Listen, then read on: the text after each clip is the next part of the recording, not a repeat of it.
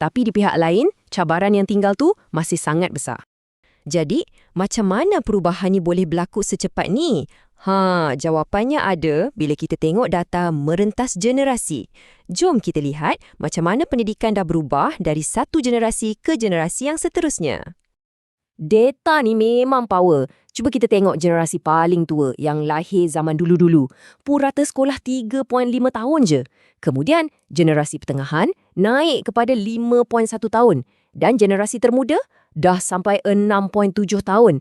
Peningkatan lebih 3 tahun ni bukan sekadar nombor tau. Ia mewakili perubahan besar dalam peluang hidup, pekerjaan dan masa depan seseorang.